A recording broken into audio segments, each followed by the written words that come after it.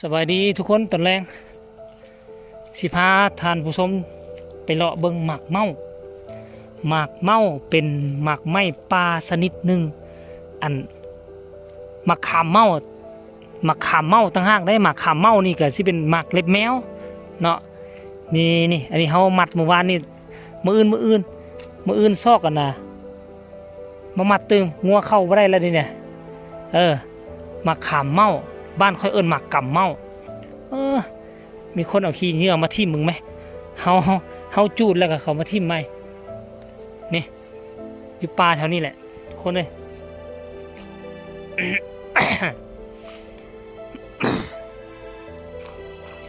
หญ้าก็เริ่มตายแล้วหญ้านะเห็นบ่นกหลายนก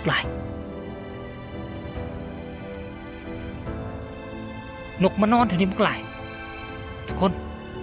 เห็นมันอยู่ในนี่ยังไม่ทันไปคุดเถอะนี่นะแถวนี้นะตะกี้แถวนี้สิเป็นปุงเป็นป่ามายังเป็นต้นไม้น้อยแล้วนี่เลยเนี่ยใหญ่ขึ้นมาเป็นต้นไม้ใหญ่ปะเนี่ยอันนี้คือกันนี่ซุมเฮามาตัดตลอดนี่นกกดปืดมันนอนนี่ตลอด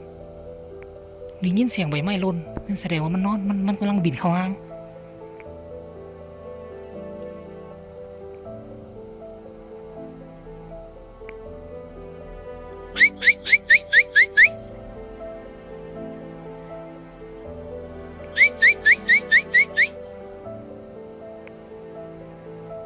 โอ้นกกดปืดมันอยู่นี่ตลอด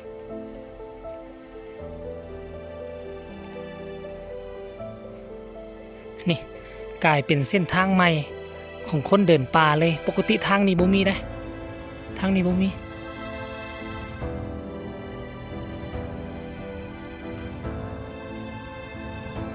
เดี๋ยวเขามาเบิ่ง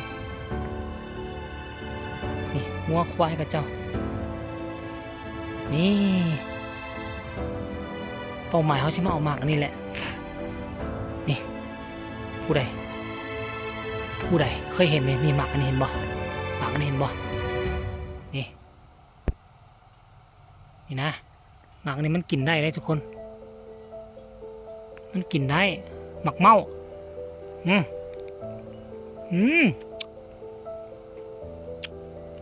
แต่ว่าโคตรส้มเลยล่ะเดี๋ยวจะให้ทุกคนเบิ่งเด้อขนาดหมากสุกอีหลีสุกจนแดงจนกำนี่แซ่บแต่ว่าอันขนาดสุกแบบโอ้หมดส้มกับไรหมดส้มกับห่วงหมากไม้เนาะโอ้ยนี่ทุกคนนี่เบิ่งเด้ออยู่บ้านค่อยนี่มันที่ใหญ่กว่านี้มันที่หมากซ้ำมันนะโอ้หลังหมากก็เป็นแมงละทุกคนเดี๋ยวเอาพวกไม้มาเอาพวกไม้หมักเมาตามเครื่องแล้วก็ร้อย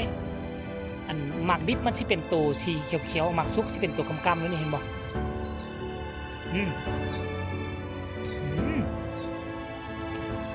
อันหมักกำมันแซ่บหวานแต่ว่าหมักบวกำนี่จะซุกไปกินส้มนี่นะผมเด้อหมากขามเมาหรือหมากเมามีหลายชนิดใหญ่ชนิดน้อยอันนี้หมากเมาชนิดน้อยซ้ำไม่11นี่แหละ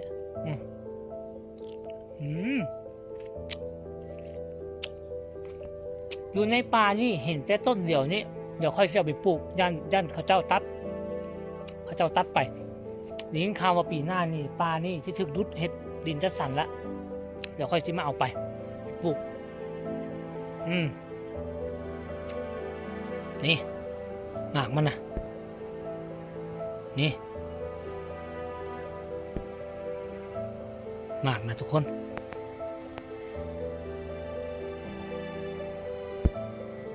นี่นะหมากนะเห็นบ่บนนี่หมากเมาหมากเมาอะไรนี่นะไหมหมากเมานี่ตัวซุกก็มีนี่ขึ้นมานี่เห็นบ่ อยู่บ้านนอกนี่อันนี้แหละคือหมักไหม้เนี่ยยามนี่แหละยามนี่พากันไปตัดฟืนตัดหลัวตัดฟืนเจอต้นอันนี้เนี่ยก็อาหารอันโอชะพุ่นแหล้วเอ้าคลิปนี้ก็ฝากฝังไว้ซ้ำนี้พอกันไหมเดี๋ยวสิเก็บกับเพื่อนก่อน